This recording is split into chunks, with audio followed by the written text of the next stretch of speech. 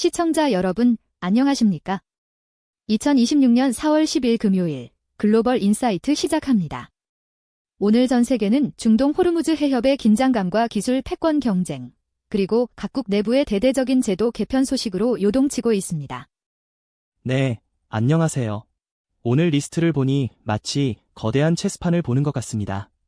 미국과 이란의 강대치 속에 우리 선박들의 안전 문제가 걸려 있고, 일본은 중국과의 관계를 재설정하고 있죠. 경제적으로는 AI라는 새로운 동력을 확보하기 위한 각국의 입법 전쟁이 치열합니다. 역사적으로 위기의 시대는 항상 새로운 질서가 탄생하는 변곡점이었습니다. 오늘 그 맥락을 짚어보겠습니다. 네, 그럼 첫 번째 국가, 미국 소식부터 자세히 살펴보겠습니다. 트럼프 대통령이 이란을 향해 다시 한번 강력한 경고장을 날렸습니다. 휴전 합의를 지키지 않을 경우 유례없는 공격을 퍼붓겠다고 공언했는데요. 현재 상황이 매우 긴박해 보입니다. 네, 트럼프 대통령 특유의 힘을 통한 평화 전략이 다시 가동된 모습입니다. 이전보다 더 크고 더 강력한 공격이라는 표현을 썼는데 이는 단순한 수사가 아닙니다. 현재 호르무즈 해협의 개방 문제를 두고 이란과 이견이 좁혀지지 않자 군사적 압박을 최고조로 끌어올려 협상력을 높이려는 의도로 보입니다. 마치 1980년대 레이건 행정부가 리비아를 상대로 보여줬던 강경책이 떠오르기도 하네요.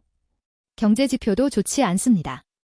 지난해 4분기 경제 성장률이 0.5%에 그쳤다고요? 당초 예상치였던 0.7%에도 못 미치는 수준이죠. 가장 큰 원인은 43일간 이어졌던 연방 정부 셧다운입니다. 정부 지출과 투자가 얼어붙으면서 성장 엔진이 일시 정지된 셈입니다. 재미있는 건 노동시장은 여전히 견고하다는 점입니다.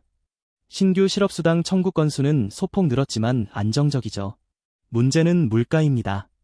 이란과의 긴장으로 유가가 배럴당 100달러 선을 위협하고 있어 3월 인플레이션 수치는 더 가팔라질 가능성이 큽니다. 사회적인 변화도 눈에 띕니다. 이민 정책은 더 엄격해졌고 출산율은 역대 최저치를 기록했다는 소식도 있네요. 네, 트럼프 2기 행정부 들어 망명 승인율이 50%에서 7%로 급락했습니다. 300만 명 이상의 불법 이민자가 출국했다는 수치는 미국 사회의 인구 구조에 큰 충격을 주고 있죠. 여기에 2025년 출산율은 1000명당 53.1명으로 20년째 감소 중입니다. 노동력 부족과 고령화라는 조용한 침공이 시작된 겁니다. 환경 규제 완화도 논란인데 석탄재 오염 보호 장치를 없애겠다는 조치는 과거 노스캐롤라이나 등에서의 참사를 기억하는 시민들에게 큰 비판을 받고 있습니다. 경제 성장을 위해 환경과 안전을 후순위로 미루는 과거 산업화 시대로의 회귀라는지 적이 나옵니다. 다음은 한국 소식입니다. 호르무즈 해협 문제와 관련해 우리 정부도 긴박하게 움직이고 있습니다. 조현 외교부 장관이 이란 측과 소통하며 특사를 파견하기로 했죠. 네, 우리에게 호르무즈 해협은 에너지 생명선과 같습니다. 연간 약 1000척의 우리 선박이 오가는 곳인데 최근 거론되는 호르무즈 통행료 구상이 현실화되면 우리 경제엔 치명타가 됩니다. 정부는 일단 통행료 납부는 검토하지 않는다는 선을 그으면서도 억류된 선박과 선원의 안전한 귀환을 위해 외교적 총력전을 펴는 모양새입니다. 이재명 대통령도 국민의 안전이 최우선이라며 직접 특사 파견을 지시했죠. 이재명 대통령은 국내 경제 현안에 대해서도 강한 드라이브를 걸고 있습니다. 특히 부동산 자금의 이동을 강조했다고요. 이 대목이 아주 흥미롭습니다. 부동산에 묶인 막대한 자본을 생산적 투자, 즉 기술 개발이나 산업 현장으로 흐르게 하겠다는 의지입니다. 과거 우리가 건설 경기 부양으로 이 길을 넘겼던 것과는 정반대의 행보죠. 또한 비정규직 보상체계와 공무원 초과근무 제도 개선을 주문한 것은 노동의 질을 높여 분배와 성장의 선순환을 만들겠다는 포석으로 읽힙니다. 성장과 분배를 따로 보지 않겠다는 말은 이재명 정부 경제정책의 핵심 키워드인 억강부약과 대동세상의 경제적 실천이라 볼 수 있습니다. 국회 소식도 전해주시죠. 30조 원 규모의 추경안 처리가 임박했다고요? 네, 오늘 본회의 통과가 예상됩니다. 고유가 지원금이 막판 쟁점인데 민생 안정을 위한 시급한 자금이죠. 동시에 과방위에서는 AI 데이터 센터 진흥 특별법을 의결했습니다. 전 세계가 AI 인프라 구축에 사활을 걸고 있는 상황에서 우리나라도 AI 고속도로를 깔기 위한 법적 토대를 마련한 셈입니다. 정치권은 이미 지방선거 체제로 전환됐는데 민주당이 서울시장 후보로 정원호 전 구청장을, 부산의 전재수 의원을 확정한 것도 눈여겨볼 대목입니다. 중국으로 가보겠습니다. 중국은 자신들의 발전 모델이 기만이 아닌 제도의 강점 때문이라고 목소리를 높이고 있습니다. 마오닝 외교부 대변인의 발언이 화제였죠. 중국의 성장이 우연이 아니라 5개년 계획이라는 정교한 설계와 거대한 시장, 풍부한 인적 자원의 결합이라는 주장입니다. 실제로 중앙재정판공실 허리펑 주임은 세계적인 투자자 레이 달리오를 만나 제15차 5개년 계획 동안 개방을 더 확대하겠다고 약속했습니다. 서구 사회의 견제 속에서도 자신들만의 길을 가겠다는 유소자기의 태도를 분명히 한 겁니다.